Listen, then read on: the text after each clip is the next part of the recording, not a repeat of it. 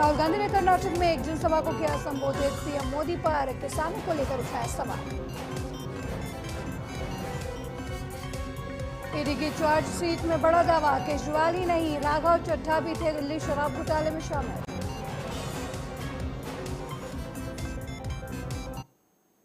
नमस्कार, आर्या न्यूज देख रहे हैं आप और मैं आपके साथ अलका सिंह। बुलेटिन में आपका स्वागत है। प्रधानमंत्री नरेंद्र मोदी ने कर्नाटका में जनसभा को संबोधित करते हुए कांग्रेस के कार्यकाल पर जमकर सवाल उठाए। साथ ही कांग्रेस पर कटाक्ष करते हुए पीएम ने कहा कि कांग्रेस का इतिहास आतंक और आतंकवादियों के तुष्टीकरण कर रहा है। जब दिल्ली में बाटला हाउस एनकाउंटर हुआ तो कांग्रेस की सबसे बड़ी नेता की आंखों में आतंकियों के मर जाने की खबर सुनकर आंसू आ गए थे। जब सर्जिकल स्ट्राइक हुआ, एयर स्ट्राइक हुआ तो कांग्रेस ने देश की सेनाओं के सामर्थ्य पर ही सवाल खड़े कर दिए। कर्नाटका के लोगों को कांग्रेस का इतिहास और उसकी सोच कभी भी भूलनी नहीं है। कांग्रेस का इतिहास आतंक और आतंकवादियों के तुष्टीकरण का है। जब दिल्ली में बाटला हाउस एनकाउंटर हुआ तो कांग्रेस की सबसे बड़ी नेता की आंखों में आतंकियों के मर जाने की खबर सुनकर आंसू आ गए थे। जब सर्जिकल स्ट्राइक हुए, जब एयर स्ट्राइक हुई तो कांग्रेस ने देश की सेनाओं के सामर्थ्य पर ही सवाल खड़ा कर दिया। यहां कर्नाटक में तो आप लोगों ने देखा है कांग्रेस कैसे आतंक को बढ़ावा देती रही है। कांग्रेस ने कर्नाटक को आतंकियों के रहमो करम पर छोड़ दिया था। ये बीजेपी ही है जिसने आतंकवाद की कमर तोड़ी है, तुष्टीकरण का खेल बंद किया है। वहीं कर्नाटक विधानसभा चुनाव 2023 के लिए मतदान में बस कुछ ही दिन बचे हैं। राज्य में राजनीतिक दलों का ताबड़तोड़ प्रचार अभियान शुरू है। कांग्रेस पार्टी भी जोर शोर से अपने प्रचार अभियान में जुटी हुई है। इस कार्यक्रम में राहुल गांधी जनसभाएं और रोड शो करेंगे। वहीं स्टार प्रचारक और पार्टी महासचिव प्रियंका गांधी वाड्रा के 4 कार्यक्रम कर्नाटक में होंगे, जिसमें 1 जनसभा और 3 रोड शो शामिल हैं। वर्तमान में राज्य की सत्ता की बागडोर बीजेपी के पास है। उधर इस चुनाव को हर कीमत पर जीतने के लिए कांग्रेस मैदान में अपना पूरा दमखम दिखा रही है। इस दौरान राहुल गांधी ने एक जनसभा को संबोधित करते हुए कहा कि ये चुनाव नरेंद्र मोदी जी के बारे में नहीं, यहाँ के बच्चों, युवाओं और माताओं बहनों के भविष्य के बारे में है। यहाँ जो लोग खेती करते हैं, जिनको उनकी जमीन नहीं दी जा रही है, उनके बारे में आपने क्या किया? यहाँ पे जो Visvesvaraya iron and steel plant था, उसके बारे में आपने क्या किया? जब आपके ही नेताओं ने इस प्लांट के बारे में बोला, आपने कहां मदद की, कैसे मदद की, ये बताइए। आपके भविष्य का, आपके बच्चों का, आपके युवाओं का, माताएं बहनों का चुनाव है। ये कर्नाटक का चुनाव है। इसमें सबसे जरूरी मुद्दे भ्रष्टाचार, महंगाई और बेरोजगारी है। और पिछले 3 सालों भ्रष्टाचार में बीजेपी ने वर्ल्ड रिकॉर्ड तोड़ दिया है। वहीं आप नेता सौरभ भारद्वाज दिल्ली के जंतर मंतर पर धरने पर बैठे पहलवानों से मिलने पहुंचे, जहां उन्होंने मीडिया से रूबरू होते हुए कहा कि कैंपस में, प्रैक्टिस में, दूसरे राज्यों में, विदेशों में माँ बाप अपनी बच्चियों को इसलिए भेजते हैं क्योंकि उनके कोच और फेडरेशन के जो अध्यक्ष हैं उनके पिता और भाई की तरह उनकी इज्जत की रक्षा करेंगे, लेकिन यही लोग बच्चियों की इज्जत पर हाथ डालने की कोशिश करते रहे हैं।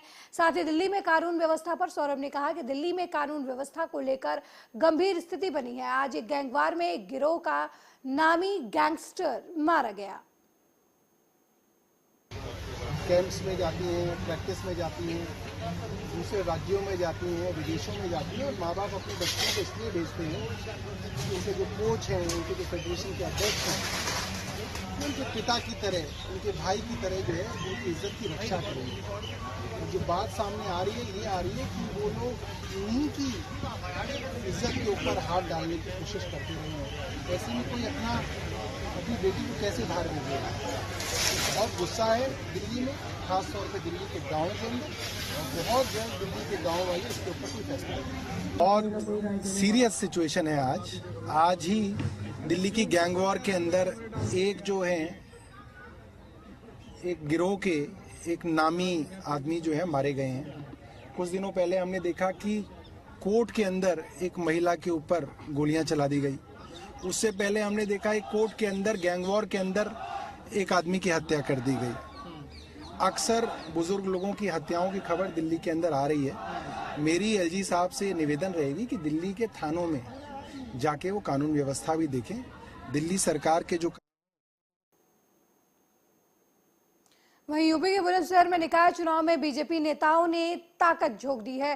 गुलावठी में बीजेपी के एमपी सुरेंद्र नागर, एमएलए लक्ष्मी राज और जिला पंचायत अध्यक्ष डॉक्टर अतुल तेवतिया ने बीजेपी प्रत्याशी शैलेश तेवतिया के पक्ष में वोट मांगे। इस दौरान एमपी सुरेंद्र नागर बोले, यह चुनाव मोदी योगी को मजबूत करने वाला चुनाव है। सीएम योगी के गुंडे माफियाओं के खिलाफ की गई कार्रवाई पर मोहर लगाने वाला ये चुनाव है। नगर पंचायत, नगर पालिका, नगर निगम के चुनाव हो रहे हैं। पहला चरण जिसके लिए 4 तारीख को मतदान होना है,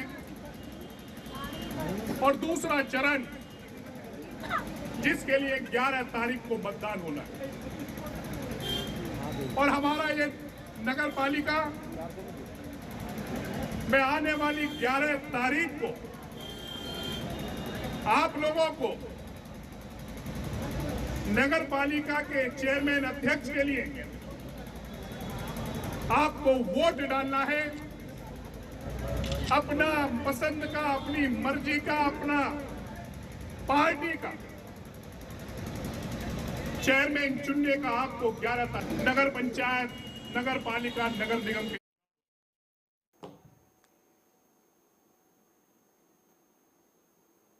पंजाब के मुख्यमंत्री भगवंत सिंह मान ने बिजली संकट को देखते हुए ऐतिहासिक फैसला लिया है, जिसमें सरकारी कार्यालयों के समय में बदलाव किया गया है। ऑफिस का समय सुबह 7:30 बजे से दोपहर 2 बजे तक किया गया है। उन्होंने कहा कि यह फैसला आगामी गर्मी के मौसम में बिजली की कमी को पूरा करने के लिए लिया गया है। मुख्यमंत्री ने कहा कि यह फैसला पंजाब सरकार के सभी कार्यालयों पर लागू होगा। उन्होंने उम्मीद जताई कि इससे करीब 300 से 350 मेगावाट बिजली की बचत होगी। पंजाब सरकार के आदेश के मुताबिक 7:15 बजे अधिकारी और कर्मचारी कार्यालय पहुंचे और लोग भी इस फैसले से वाकिफ दिखे। अपना काम करने पहुंचे लोगों ने मुख्यमंत्री के फैसले की सराहना की।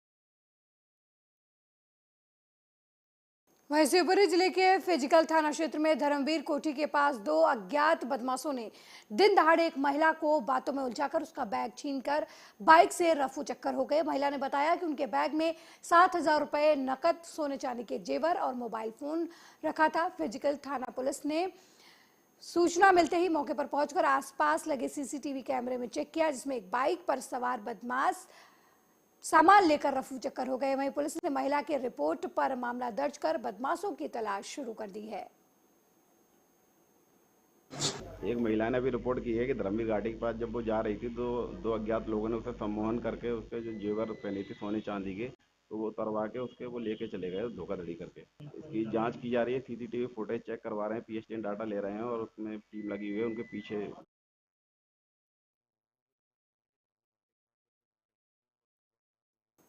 वहीं गृहमंत्री नरोत्तम मिश्रा एक बार फिर कांग्रेस पर जमकर हमला बोलते नजर आए। कांग्रेस पर हमला बोलते हुए नरोत्तम मिश्रा ने कहा कि कांग्रेस में अब दो ही नेता बचे हैं, दिग्विजय सिंह जिससे जनता पक गई है और कमलनाथ जिनसे जनता थक गई है। कांग्रेस की सरकार आ जाए तो दिग्विजय सिंह कहते हैं कि हिंदू समझदार है और बीजेपी की सरकार में हिंदुओं को बेवकूफ कहते हैं। कमलनाथ के थके हुए नेताओं के बयान पर कहा कि कमलनाथ कहीं युवराज पर सवाल तो नहीं उठा रहे। वहीं मजदूर दिवस पर अवकाश देने की घोषणा पर कहा कि काम तो कमलनाथ ने भी दिया नहीं, अब अवकाश देने की बात कर रहे हैं। अगली खबर की तरफ बढ़ते हैं। शादी विवाह के इस मौसम में प्रदेश के मुखिया भी मुख्यमंत्री कन्यादान योजना का समारोह जगह जगह करा रहे हैं। इसी कड़ी में भेरुंडा तहसील के पिपलानी गांव में मुख्यमंत्री कन्यादान योजना में प्रदेश के मुखिया पहुंचे, जहां पर बासी समाज के 425 जोड़ों का विवाह संपन्न कराया गया। मुख्यमंत्री शिवराज सिंह चौहान ने वर वधु को फूल बरसाकर आशीर्वाद दिए, साथ ही 49,000 के चेक दहेज के रूप में वितरित किए ताकि नवविवाहित वर वधु अपने जीवन की शुरुआत और अपनी गृहस्थी के जरूरी सामान खरीदकर अपना जीवन शुरू कर सके।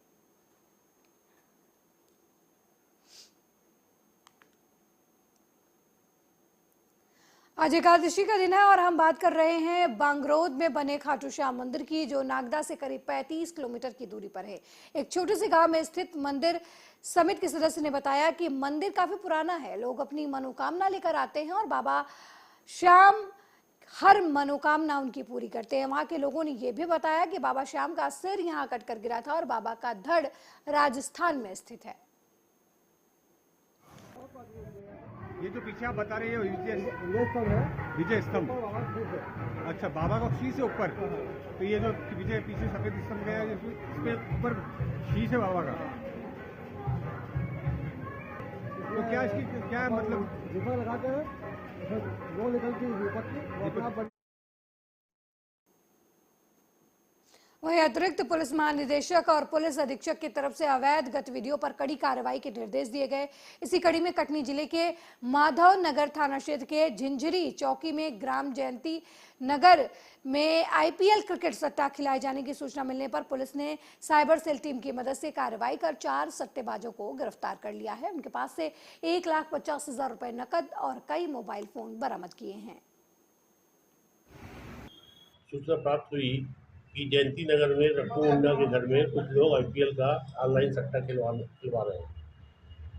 पूर्व में ही पुलिस अधीक्षक महोदय द्वारा ADG महोदय द्वारा युवा सट्टा की कार्रवाई में प्रभावी नियंत्रण के निर्देश दिए गए थे। चौकी प्रभारी द्वारा थाना प्रभारी माधव नगर मुझे एवं SP महोदय को सूचित करते हुए अपने स्टाफ के साथ जयंती नगर जाकर रट्टू मुंडा के घर में रेड किया। वहाँ पर 4 लोग जिसमें से एक सत्येंद्र सिंह सेंगर पिता राजन सिंह निवासी लखेरा रघुनाथ नगर, दूसरा लखविंदर सिंह उर्फ लकी पिता कुलदीप सिंह निवासी भट्टा मोहल्ला और तीसरा पुष्पेंद्र कुशवाहा पिता गणेश कुशवाहा निवासी भट्टा मोहल्ला तथा विशाल प्रताप सिंह बैस पिता राजेंद्र प्रताप सिंह निवासी ग्राम कौड़िया थाना चलिए। मध्य प्रदेश में कांग्रेस प्रदेश अध्यक्ष और पूर्व मुख्यमंत्री कमलनाथ ने मजदूर दिवस पर बड़ा ऐलान किया। मजदूर दिवस पर बोलते हुए उन्होंने कहा कि गोविंदपुरा क्षेत्र में श्रम शक्ति का केंद्र है। आज से 15 साल पहले जब शिफ्ट खत्म होती थी तो हजारों मजदूर दिखाई देते थे, लेकिन आज मुश्किल से 4 से 5 हजार मजदूर है इसी BHEL में बचे हैं। कमलनाथ ने कहा कि मजदूरों के हितों में कांग्रेस के पहले प्रधानमंत्री जवाहरलाल नेहरू और इंदिरा गांधी ने कई कानून बनाए, लेकिन आज सवाल यह है कि क्या ये कानून बच पाएगा। कमलनाथ ने कहा कि कांग्रेस सरकार आने पर 1 मई को मजदूर दिवस पर सार्वजनिक अवकाश घोषित किया जाएगा। साथ ही कमलनाथ ने कहा कि मैं गर्व से कहता हूं कि मैं हिंदू हूं, लेकिन बेवकूफ नहीं। चलाना बंद करिए, किसानों को मुआवजा दीजिए, नौजवानों को रोजगार की बात करिए।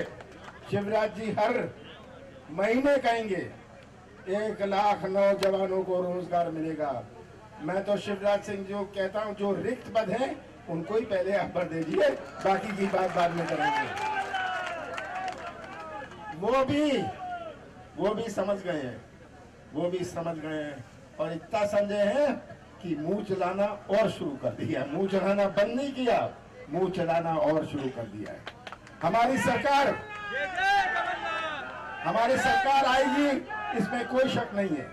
सबसे बड़ी चुनौती जो मैंने कहा हमारे नौजवानों की है। वहीं प्रसिद्ध कथावाचक पंडित धर्मेश शास्त्री ने भगवान सहस्त्र अर्जुन पर की गई आपत्तिजनक टिप्पणी के विरोध में जायसवाल समाज के लोगों ने एसपी से मिलकर ज्ञापन सौंपा और धीरेन्द्र शास्त्री के खिलाफ कार्रवाई करने की मांग की।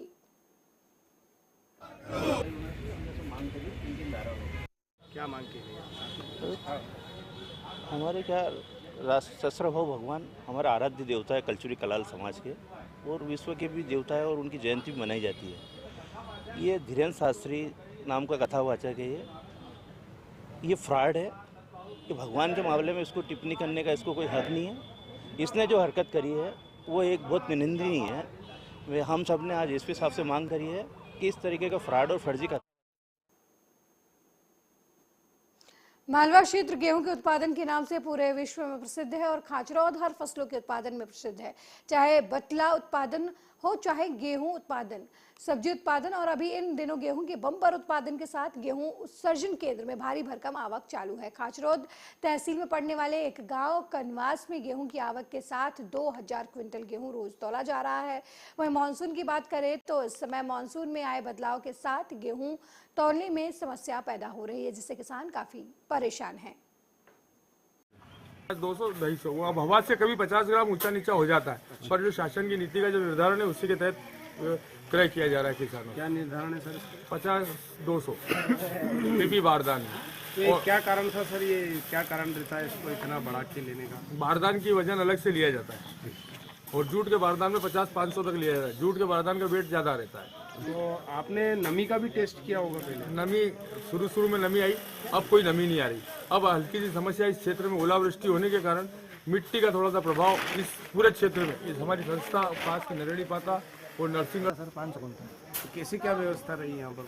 बढ़िया। समय पे पेमेंट भी हो गया? पेमेंट तो सर अभी नहीं आया, अभी माल तोला है। क्या भाव है अभी? क्या भाव? 2125 रुपये। मतलब आप लोग खुश हैं? मतलब यहाँ पे जो अभी सोसाइटी माल जो गेहूँ उतर रहा है कि जो व्यवहार जो यहाँ पे उतरा है माल तुरंत उतार दिया जा रहा है, मतलब खड़ा नहीं रखा जा रहा? जी समय तो लग रहा है सर, बारिश के कारण जैसे 5 दिन में माल तुल रहा है। आज मेरा है।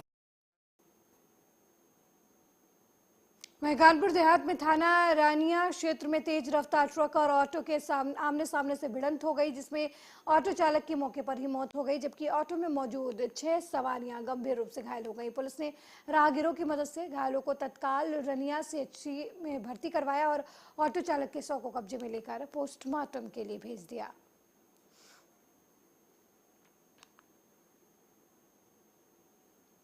वहीं मुख्यमंत्री योगी आदित्यनाथ के यूपी में सब चंगा बयान पर ओवैसी का पलटवार आया है। ओवैसी ने कहा कि वो गलत कह रहे हैं, सच्चाई को बयान नहीं कर रहे। उत्तर प्रदेश में 2017 से 2022 तक 35,000 कम्युनल राइट्स हुए हैं, ये ओवैसी का कहना है। साथ ही कहा कि अगर पुलिस कस्टडी में किसी को की हत्या होती है तो शर्म आनी चाहिए। योगी सरकार को आप उनको सेफ्टी नहीं दे पाए, अगर वो इनका क्रेडिट ले रहे हैं तो कोर्ट किस लिए है। साथ ही उन्होंने धरने पर बैठे पहलवानों और कर्नाटक चुनाव पर भी अपनी राय लोगों के सामने रखी।